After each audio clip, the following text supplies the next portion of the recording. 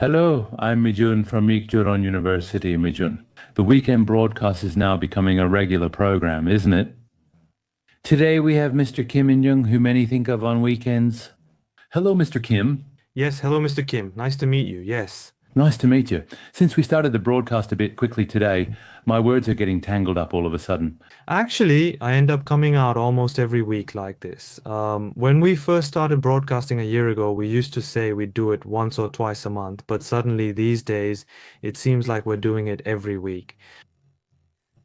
Yes. Well, it's nice to see you often, but the problem is I keep forgetting my appointments. Up until last time, we studied Roe. I've been studying stocks pretty hard in my own way and looking up a lot of different materials. I've also checked which videos are popular on YouTube, but I haven't really seen that many YouTube channels doing lectures on Roe. So personally, I think that in-depth analysis using an investment indicator like Roe is probably unique to Chief Executive Officer Kim In-jung's lectures. Up until last week, we connected various aspects of Roe to valuation, but in today's lecture, what will you be explaining to us? Yes, I'm not sure if anyone else is doing Row either. It's a very important indicator, but compared to that, it seems like people just gloss over it. Like it's just another operating profit margin. That's why I thought it would be good to cover it as a separate topic and explain it in detail. Last time we talked about how when Row grows over 2 or even 3 years, the longer the period of Row growth, the higher the valuation should be.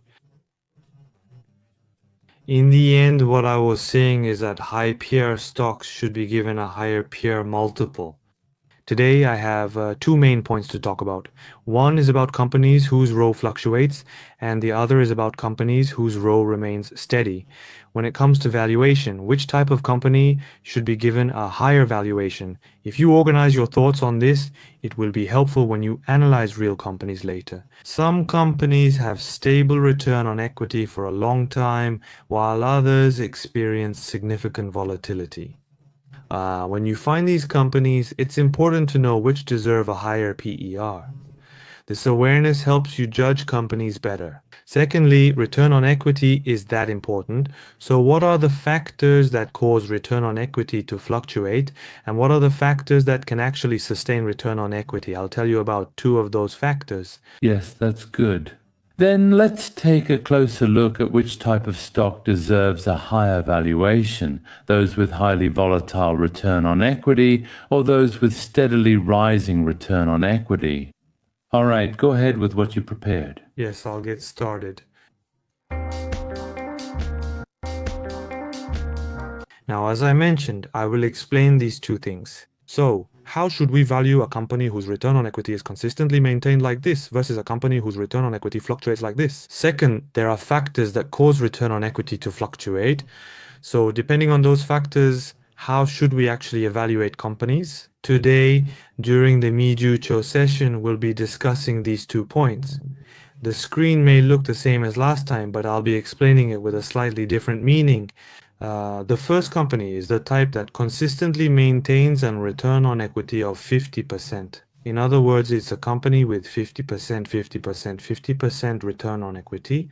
And as the total equity grows like this, I mentioned that valuation starts from the idea that this total equity should eventually be equal to the market capitalization. Currently, total equity is $1 billion, and if it rises 50% annually, it will reach $3.37 billion in 3 years. The present value of this, when we bring the future value back to the present, we use what's called a discount rate, which we talked about last time. For this example, we used a 10% discount rate. So this 10% means you divide 3.37 billion by 1.1, which is 1 plus 0.1. And if you keep discounting like this, the amount becomes $2.53 billion. Here, this is the total equity and this is the price. So the ratio of these two is the price to book ratio. This price to book ratio can go up to about 2.53 times. That's how it works. So, for American companies with a return on equity of 80%, as the return on equity increases, that ratio will also get higher. For companies like MasterCard or Visa, the period they can sustain this likely won't change much, so they should consistently maintain that return on equity. If this continues for 10 years, it won't just be 2 or 5 times, it'll increase by 10 times. So you can see that even if American companies' price to book ratio goes up to about 8 times, it's not really expensive. At first, when you invest only in Korean stocks and then start investing in American stocks, the biggest gap comes from this valuation difference. So when you invest in Korean stocks, if the price to book ratio goes over about 3 times, people say it's extremely overvalued. But among American companies, there are hardly any with a price to book ratio below 3. So you wonder, how should I evaluate these valuations? Should I just trust and invest? And you get confused like this. If you organize these concepts in advance, you'll realize that a much more competitive company can maintain a much higher return on equity, and it's reasonable to give it that kind of multiple. The second type of company is one whose return on equity fluctuates like this, moving between 10% and 50%. So in the first year, the return on equity increased to 10%. So the total equity went from $1 billion to $1.1 billion. Then, if the company does really well and the return on equity becomes 50%, $1.1 billion times 1.5 becomes $1.65 billion. But this time, if the return on equity drops sharply to 20%, it becomes $1.98 billion. So the return on equity has fluctuated like this. Company A has a return on equity of 50%, while Company B's return on equity changed from 50% to 20% like this. A company with this pattern has total equity of $1.98 billion, which discounted at 10% is $1.48 billion, compared to total equity of $1 billion. The market cap is $1.48 billion. This ratio is the price to book ratio, and since it's 1.4 times, the price to book ratio is 1.48 times. That means you can only give a price to book ratio of 1.48. Earlier, it was 2.53 times, and now it's 1.48 times. So the difference is already quite significant. So here, the part we need to pay close attention to or be careful about is right here at this point. At this moment, both Company A and Company B have the same return on equity of 50%. However, let's say this company has a price to book ratio of 20 times, while Company B has a price to book ratio of 10 times. But you shouldn't say, isn't this company too undervalued? Just because this one is at 20 times, it doesn't mean Company B also has to go up to 20 times. If you say that, it's incorrect.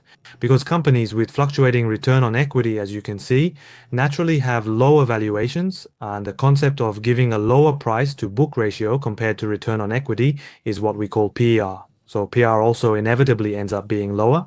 So just because companies have the same return on equity and show similar returns, it doesn't mean that the same PER should be applied to all companies. That idea can be wrong. Maintaining sustainability is crucial. That's why even Buffett emphasizes sustainable return on equity and focuses on how much return on equity can be maintained. So I think the word sustainability is a very important question when analyzing a business, especially when evaluating the quality of a company. So if I summarize Company A and Company B for you, it goes like this. First of all, the appropriate stock price tends to be higher for companies with a high return on equity, as I mentioned earlier. This one is at 50% and this one is 10, 50, 20. On the other hand, there's a company at 50% and another one at 20, 20, 20. Of course, the company with 50% should have a much higher value. That's the concept here. Second, the longer the retention period, the higher this is. I talked about this last time. Even with the same 50% return on equity for 2 years, some companies maintain it for only 2 years before it drops, while others sustain it for 3 or even 5 years. During this period, the price to book ratio and PER can trade at much higher levels. It's very important to understand this difference first. Next, in terms of the actual stock price, when the return on equity rises, the stock price goes up much more. For return on equity to increase, earnings per share growth must accelerate. The concept itself is that if the earnings per share growth rate is 30% and the return on equity is also 30%, then if no dividends are paid, it makes sense for it to be maintained like this. But when we say the return on equity is going up, it means the earnings per share growth rate is getting even faster.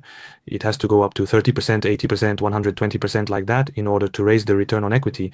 But in reality, when return on equity rises and earnings per share grows faster, the company's return on equity should match the long-term stock price growth rate, but the stock price often grows several times faster, right?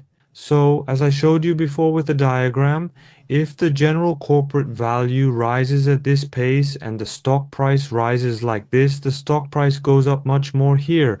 If the growth rate seems to stop, it drops dramatically. It moves like this. It doesn't move together with the company's value growth rate. When a company is growing like this, it grows extremely fast. But on the other hand, when the growth rate slows down, you have to be very careful. These are the characteristics of high growth companies. What I want to summarize from this slide is that this is company A, and earlier the difference in price to book ratio multiples with company B was about 70%. This means the fair stock price could be 70% higher. So if company B's fair stock price is $100, then company A's fair stock price would be $170.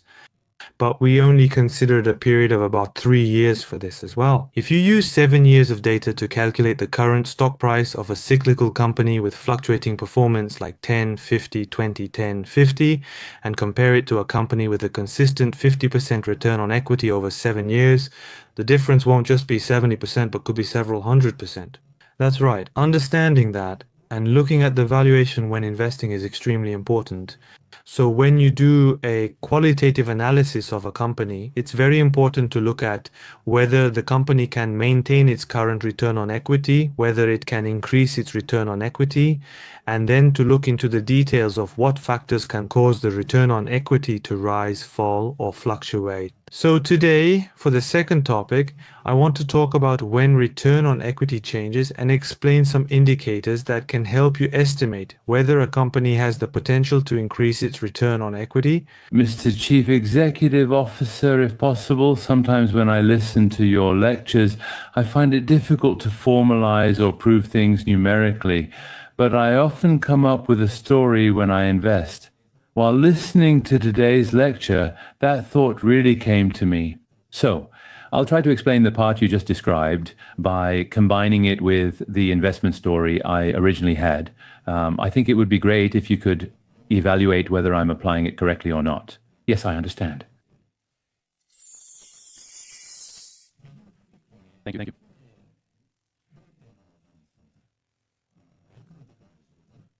But the reason why I recently included Micron Technology is because I originally thought Micron Technology was the most cyclical stock among semiconductor stocks. But now I think the reason for that is showing up here in the numbers. I noticed some semiconductor companies maintain a return on equity around 50%, while others fluctuate between 10%, 50%, and 20%.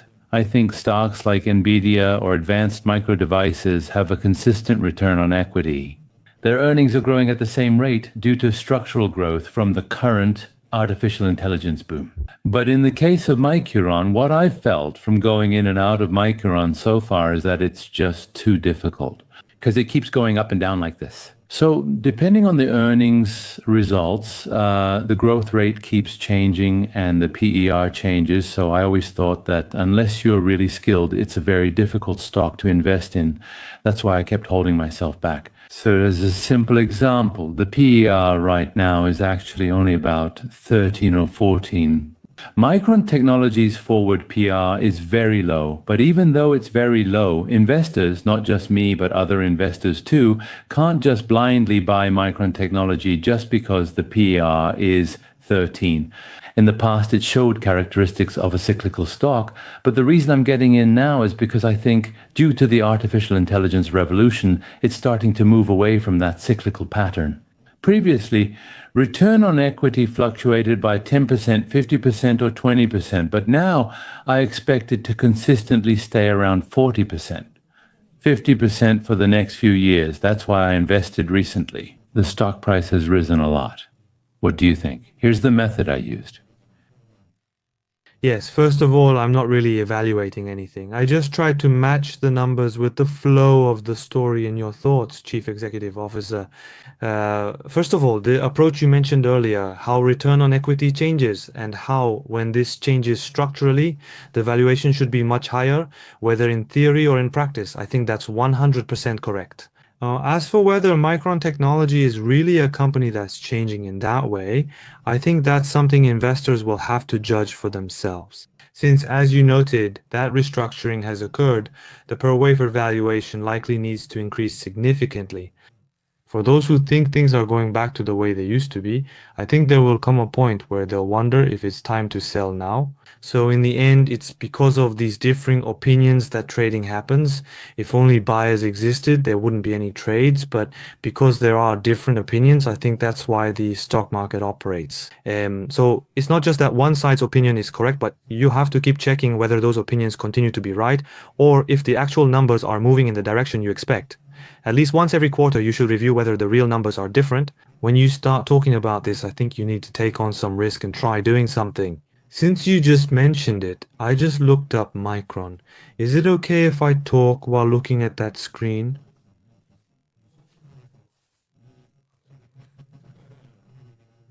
Is that okay? Oh, yes. You see it, right? Yes. Can you see it? Yes? When you look at Micron technology, I think it's best to refer to our trading signals first. On August 6th, we got a buy signal at $109 and it's since doubled. A 107% increase, we timed it well. We got this signal itself very well, our par, and now the diagnostic score is 81 points. If you look down here, as the Chief Executive Officer mentioned earlier, the part related to PER is here. The current PER is about 30 times, but looking forward, it's 14 times. Now that profit is up, the PER is down, so isn't it cheap? The PEG is 0.27, which also seems cheap. Now, these are just one aspect of the evaluation, and secondly, the question is whether this company can maintain its return on equity without fluctuations like it did in the past. This part is actually really important.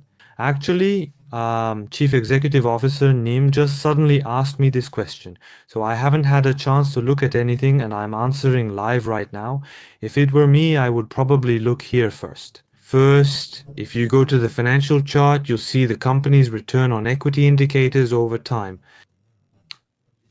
Then you can look at about 10 years worth of data to see how this company has performed.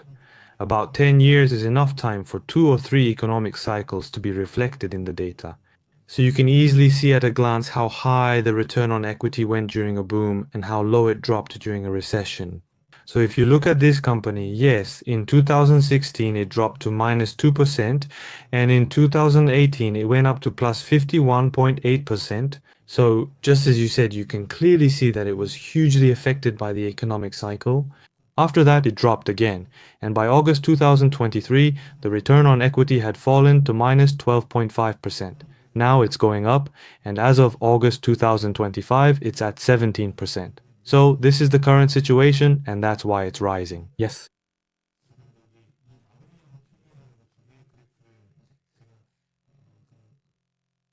When I was lecturing, I mentioned that these two move in the same direction. So when return on equity goes up, price to book ratio also goes up. And when return on equity goes down, price to book ratio should naturally move in the same way.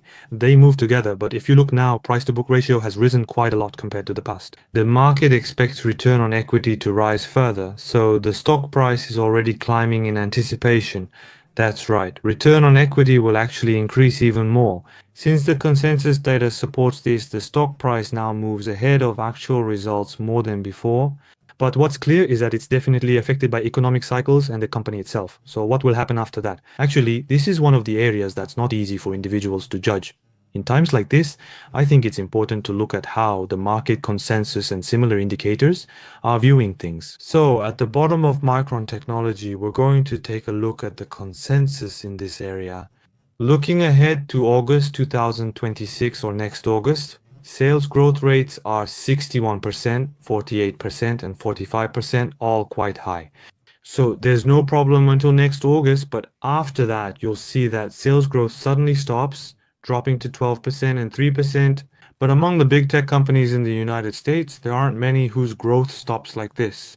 Usually, if the growth rate is high, it's at least around 30% or maybe 18%, but it's rare to predict that it will rise as little as 3% like this.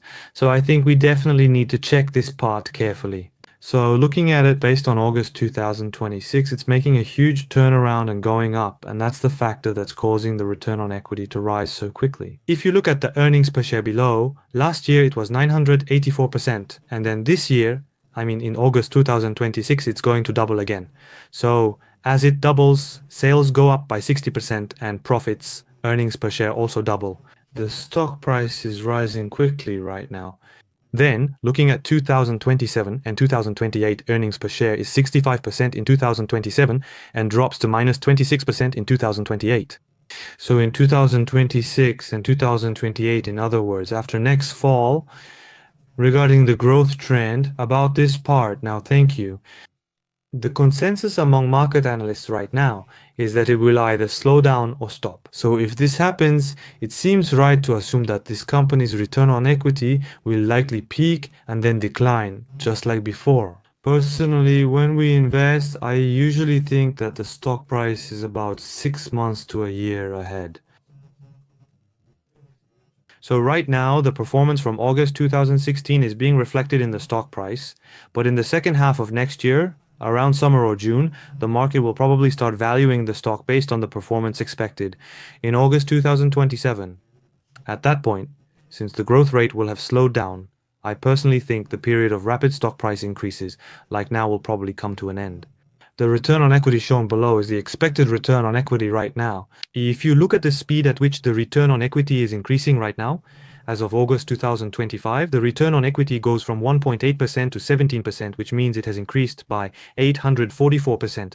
So the stock price needs to rise about sevenfold. Then, since it goes up another 43% next year, the return on equity is raised to 24%.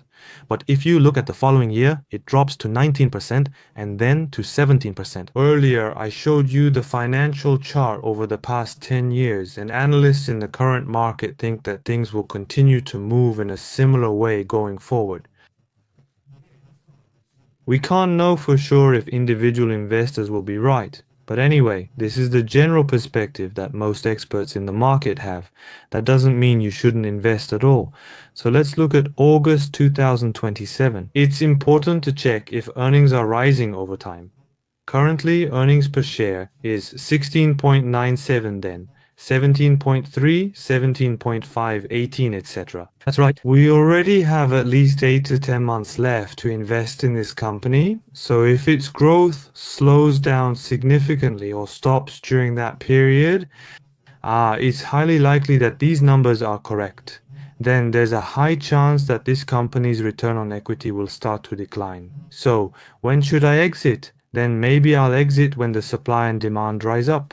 This kind of momentum. You can create your own personal strategy since nothing is 100% correct. When the market changes, you need to interpret numbers for the new situation. Keeping this in mind helps you gauge if a company may be volatile.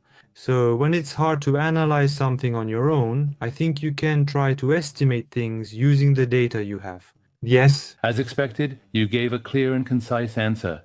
Sometimes when I look at the comments, there are people who mention the synergy between the two of us when we do broadcasts together. I think today that synergy is really showing. Yes, I think so too. I'm pleased. So, to sum it up personally, the market still treats Micron as a cyclical stock. So, from the analyst's perspective, they think the price will drop just like it did in the past, and it'll drop again this time. But if Micron doesn't drop this time, if every time they announce earnings, there's a surprise and the guidance keeps getting revised upward, then the stock price could keep going up. I think that's a good way to wrap it up. So for those investing in Micron technology, you can follow along and decide whether to take your profits or keep holding. I think that would be a good approach.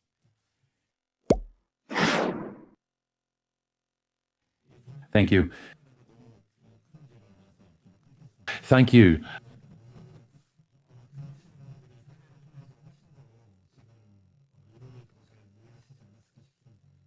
Thank you. Then please continue with the remaining lectures. Actually, today's content was so good that we could end here. Yes, yes. It kept getting longer after I went to elementary school. When return on equity increases as I've starred, the stock price rises even more. I noted it goes higher. This is what's happening with Micron technology now. The return on equity ranges from 0.7 to 7, then 5 to 15. Wait, let me check. When it grows explosively from 18% to 17% to 24%, the stock price has no choice but to rise dramatically. That's what I'm telling you here. And even though the company's value goes up like this on the graph, the stock price rises like this. But when the growth rate slows down, the company's value keeps increasing. So why does the stock price fall? However, since the growth rate is dropping, it's important to pay attention to those declining parts. That's what I can summarize for you. Next, the second point. So when does this important return on equity change? Return on equity needs to go up, and today I like to talk about one or two types of companies that show these rising return on equity figures. First, what we call return on equity is calculated as net income divided by equity on the balance sheet. That's what we call return on equity. If you divide it, you can write it as a formula like this. In this formula, the denominator is called total equity or shareholders' equity, and the numerator is current net income or simply net income. To increase this, since it's a division, there are two ways, either increase net income or decrease equity. If you do either of these, return on equity goes up. If you do both together, you can raise return on equity even faster. Raising net income and lowering equity increases return on equity even faster. Even just increasing net income while equity stays the same raises return on equity. On the other hand, if net income stays the same or decreases while equity gradually increases, return on equity keeps dropping. These are the kinds of situations where return on equity goes down. So to sum up, if you want to increase return on equity, the first thing is to increase net income, which is the numerator. Then there are two ways to reduce equity, the denominator. One is companies that increase their dividend payout ratio, and the other is companies that buy back and cancel their own shares to reduce equity. Let's take a closer look at these points. There are several ways for a company to return net income to shareholders, and one of them is through dividends. So one case is returning profits to shareholders in the form of dividends. Another way is using net income to buy back and cancel the company's own shares. We refer to these two amounts as shareholder return or shareholder return amount. So the shareholder return rate here refers to the amount paid back directly to shareholders out of the net income. So the amount returned to shareholders is the sum of dividends plus share buybacks, these two combined. So this combined amount, these two, can be directly returned to shareholders. We can say that this is the type of company we're talking about right now. How much of the net profit we give as dividends is called the dividend payout ratio. So one way is through the dividend payout ratio. If the payout ratio is 30%, then 30% of the net profit is paid out as dividends. In that case, if the company buys back and cancels its own shares, let's say they use 40% of the profit each time to buy back shares, then that's 40% and the dividend payout is 30%. If you add those two together, that's 70%. This is what we call the shareholder return rate, the rate at which value is directly returned to shareholders. The higher this return rate, the more directly shareholders receive returns, not through the stock market, but straight to them. So the higher the return rate, the less the capital tends to increase, because the money left after dividends and share buybacks is what we call retained earnings. And these retained earnings are added to the capital, as I mentioned in the first session. Because they pay dividends and repurchase shares, no earnings are left to retain. Then the capital doesn't increase. So even though the net profit capital doesn't grow, if net profit keeps increasing, the return on equity keeps going up. That's why companies with a high shareholder return rate have a way to raise their return on equity. Another thing is retained earnings that build up over the years are called cumulative retained earnings, representing the total accumulated amount. So let's say the company earned $10 billion in profit, but suddenly it spent $30 billion on dividends and share buybacks. Where did that money come from? Then that's simply taken out of the cumulative retained earnings and given out. But where is this amount actually located? It's one of the detailed items included in equity. So by reducing that specific item, the total equity decreases. That's why when equity in the denominator goes down, even if net income stays the same, the return on equity naturally goes up. That's the kind of structure it creates. But the thing you need to be careful about is that this has its limits. Because for companies that use their net income for this, once they take it out from retained earnings and return it to shareholders, there comes a point where they can't keep doing this anymore. These parts should be strategized according to the company's growth stage rather than just thinking high numbers are always good. So it's really important to tailor the strategy to the company. What I mean is, for example, when a company goes public and has a timeline, at first it might be in the red, but then suddenly its net income grows rapidly. And after that, as it matures, there comes a period where growth slows down. At this stage, when the company is still growing its profits, it's actually best not to return profits to shareholders. That's because when the earnings per share growth rate and return on equity are high, the return the company can generate by reinvesting and increasing its return on equity is much higher than the return shareholders would get by receiving payouts and reinvesting on their own. But when the company enters this period, which we can call period B, the return on equity also stops growing. At this point, the way to increase return on equity is to actively return capital to shareholders, reducing the capital base and squeezing out the remaining return on equity. It's about maximizing output until no more can be gained. That's what sets period A apart from period B. During season A or for companies in period A, don't criticize them for low shareholder returns or call them strange. That's not the right view. In reality, the way to give returns to shareholders is much more about raising the return on equity and increasing the stock price. For company A or companies in state A, it's appropriate not to pay dividends or buy back shares. Doing so now would be odd.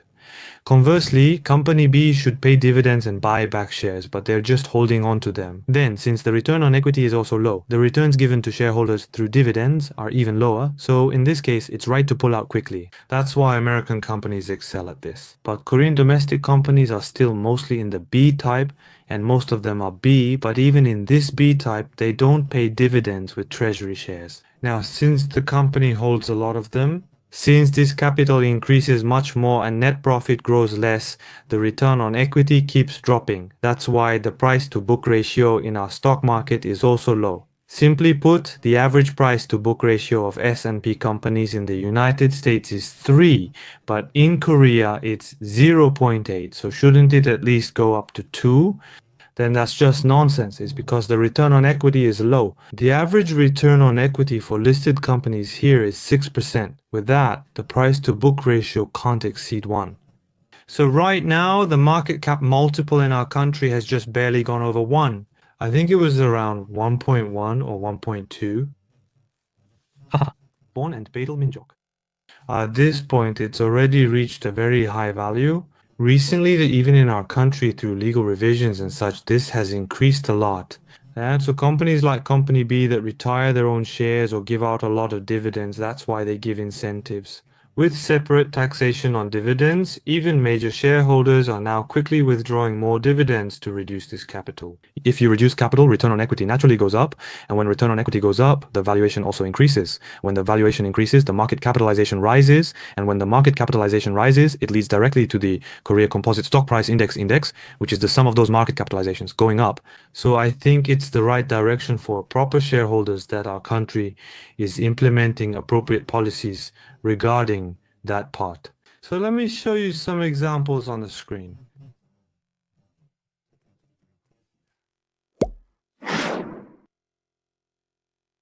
First of all, Apple is actually a company that has done this a lot. If you look at Apple's finances, I'll go into the investment indicators here. Yes, let's take a look at this annually on a yearly basis. If you look, now the return on equity is here in the middle. There's the return on equity, and if you look at it annually, the return on equity has gone up almost 3 times from 53% in the past. Then if you look at the price to book ratio, while the return on equity was rising, it went up steadily from 10 times to 50 times, which is a 5-fold increase. So, as I mentioned in class, if this return on equity maintains 53% every year, Since these are years, 1, 2, 3, 4, 5, 6 years, if it stays the same, the price to book ratio keeps going up. And since this company's return on equity actually increased even more, the price to book ratio rises at an even faster rate. Now, looking at this screen, you should be able to understand that. You should be able to say, oh, I get it now. But when increasing this return on equity, we need to look at what caused it to go up. Now, if we go into this company's financial statements, yes, if we go into the financial statements, let's look at it annually. If we look at it on an annual basis and based on profit, in 2019 and 2020, it was pretty similar, about $55 billion and $57 billion. They made a huge profit, nearly doubling their money, but then net profit stayed flat for 4 years, 94, 99, 96, and 93 billion. Return on equity is net profit divided by total equity. Well, actually, return on equity should have stayed flat, but if you look at the previous indicators, return on equity kept going up during this period. 50, 60, 70, 80, 90, even 100, 110. So if return on equity went up like that, you can naturally assume that they must have reduced their equity. That's why I said in the very first episode of season 1, if you understand these stories well, you'll be able to look at the numbers and figure out what has changed in the company's management. Then I said that's what it means to truly understand financial statements. So if you scroll down and look, you'll see that after estimating it, the total equity here is $90 billion, $65 billion, and $6 billion, and the total equity keeps decreasing. Looking at the number of shares makes things clearer, especially when you consider past numbers. Was it 20 billion shares? Yes, 10,000, 100,000 million, 10 million, 100 million, 20 billion shares, and now it's down to 15 billion shares. Over the past 6 or 7 years, they've reduced the number of shares by buying back about 5 billion. This has boosted return on equity, and dividends are also good. So, since they've already squeezed out return on equity through this, it's not easy for the company to raise return on equity any further from here. If you look here, retained earnings are the accumulated profits the company has made. In the past, as you can see here, there was a lot of retained earnings, up to about $52 billion, $70 billion, $45 billion. Where do you think all that money went? They take out this money to pay dividends and do things like that. So because of that, it's now gone all the way down to negative. Of course, there are capital reserves and they could take out more cash, but it's not as easy as before to aggressively buy back their own shares or pay dividends. Now they've entered a phase where they need to increase their profits. Fortunately, it seems like an opportunity is coming even for Apple, which has realized this. If you look at it, operating profit peaked around the end of 2024 at about 29 billion or 28 billion dollars, and they weren't able to grow. But in the recent quarter, it rose sharply to 32 billion dollars, and net profit also increased, which is why Apple's stock price has gone up recently. Recently, the direction for Apple 17 and iPhone 17 Pro has been good, and their sales have been strong as well. So, with these various things coming out, there are early signs of recovery right now, which is a good thing. It's also very important to look at consensus data while observing these trends. When they repurchase shares or pay dividends, it's a financing outflow, shown as a minus here, and this has been consistently large. Let's compare this with Nvidia to see its current situation. Apple increased its return on equity that way, and Nvidia is... Yes, I'll go to the investment indicators here and look at them in the same way as above. If you look at it in relation, the return on equity is 40%. Recently, it went from 18% to 92% to 115%. That's incredible. So earlier, even when Microsoft went from 2% to 17% or 24%, the stock price doubled or tripled. If the return on equity went from 18 to 92 to 115, then the stock price should have gone up even more than that. Even if you look at the price to book ratio above, in the past, it was 10 times when the return on equity was 46%. Now that it's 115%, of course, the price to book ratio has to go up.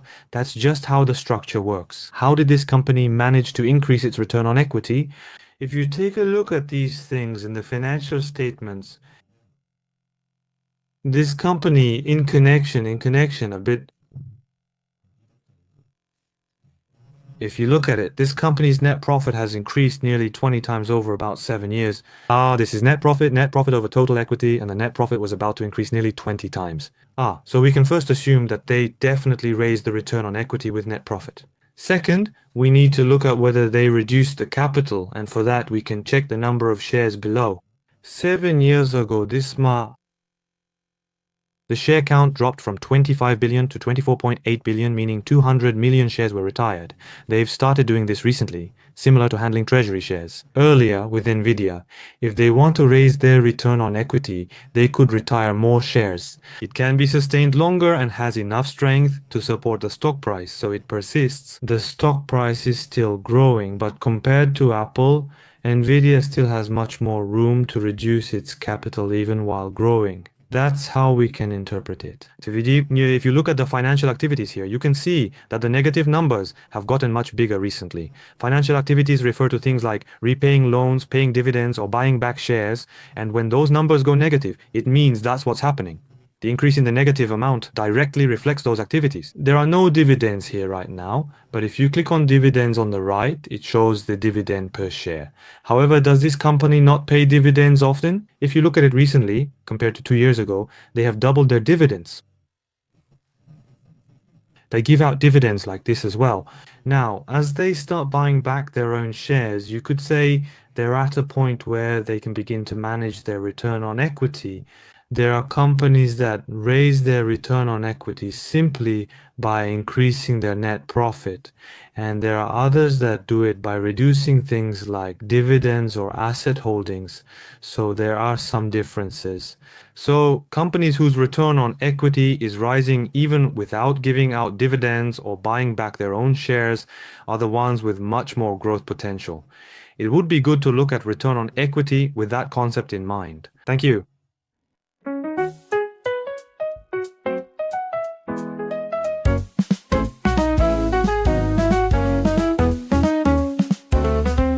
The start of a small dream is important. Let's plant a hopeful future together. Growing little by little every day. Is there excitement blooming in your heart? Let go of greed, I won't lose this time either. The result is just a continuation of the process. Even if dark adjustments come, I'm not afraid. Holding your cautious hand, I'll become the light of an unseen tomorrow. A happy investment, a beautiful downhill path where we support each other's dreams.